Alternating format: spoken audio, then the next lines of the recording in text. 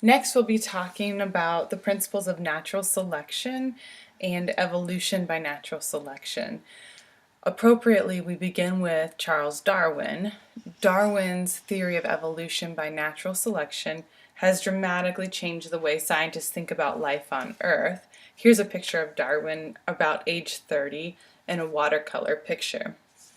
Darwin was engrossed in outdoor pursuits. He really enjoyed being outdoors and making observations. This was to the detriment of his schoolwork, and his father often criticized him for this, and at one point said to him, "You care for nothing but shooting dogs and rat catching. You will be a disgrace to yourself and all of your family." Well, to Charles Darwin's advantage, he ended up on a voyage where he was able to observe and make multiple observations about beetles. Those observations eventually led to one of his first world-changing books called On the Origin of Species. Darwin hypothesized that all modern organisms are descended from a small set of shared ancestors, that those organisms have emerged over time through the process of evolution. He made this observation after looking at some finches on an island, and he noticed that the finches had a variety. There were a variety of finches with variety of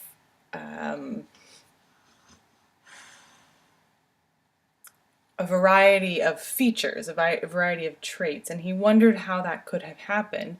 And he hypothesized that it must have all happened from one finch, and somehow from one finch these traits all ended up different as the species continued to populate. And he then further took that to maybe all human or all living things shared a common ancestor and evolved into different species from one common ancestor. Since then, there has been an enormous amount of evidence to confirm that Darwin was in fact correct.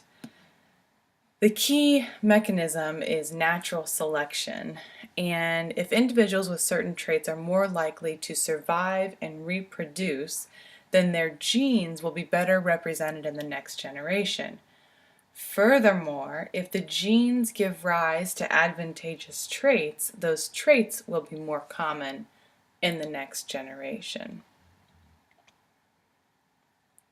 However, it's important to remember the naturalistic fallacy and avoid that fallacy. The naturalistic fallacy is that it does not mean that evolution somehow improves an organism or that anything that naturally happens through natural selection is inherently good.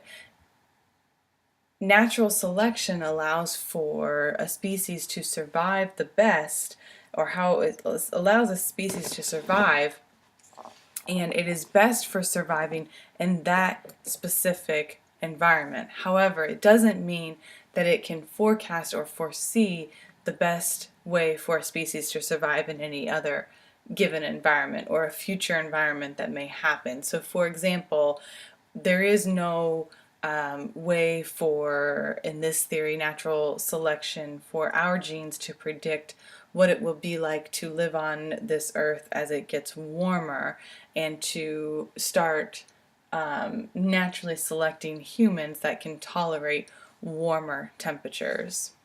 That will happen naturally as those people survive when the environment changes, but not prior to that. So there are three principles to this genes and evolution theory of natural selection. There must be variation among individuals within a population. So there must be a variety of traits co-occurring within a population. Certain of the variants must survive and reproduce at higher rates than others. So faster lions must continue to reproduce at higher rates than slower lions. and the traits associated with this advantage must be passed from parents to offspring. So those fast lions must pass speed onto their offspring. Both the variation and the transmission of the traits depend on the organism's genome. The emphasis is on the survival of the genes, not necessarily the survival of the organism. So this explains those behaviors that we can observe when organisms endanger their own survival to protect their offspring. What matters is the survival of their genes, not that individual.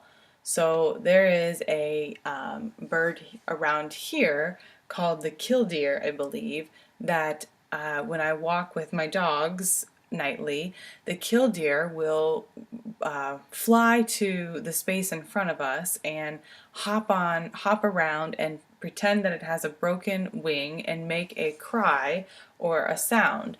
And it puzzled me the first several times until I researched it and found out that they do this behavior in order to protect a nest that must be nearby. So again, this works for this entire species because it may endanger the life of that one bird, that one killdeer. However, it protects the offspring and therefore protects the genes. So that trait will continue to live on with that specific species. We have lots of evidence for evolutionary theory, and it comes from many sources.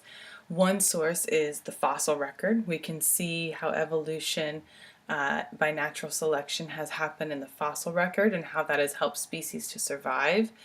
We have also been able to examine the resemblance between the genomes of various organisms. This is a chart of the public acceptance of evolution. Despite overwhelming evidence for the theory of evolution, many Americans have remained skeptical about it. In a 2005 survey, only in Turkey, the country of Turkey, did a larger group of people express reservations about the statement that human beings as we know them developed from earlier species of animals. This statement, almost universally, is endorsed by scientists, was much more favorably received in most European countries and in Japan than in the United States.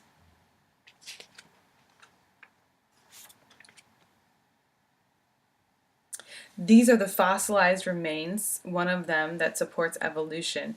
This is the four-winged dinosaur, and it has flight feathers on its arms and legs. This is compelling evidence that this dinosaur is one of the ancient ancestors of modern birds.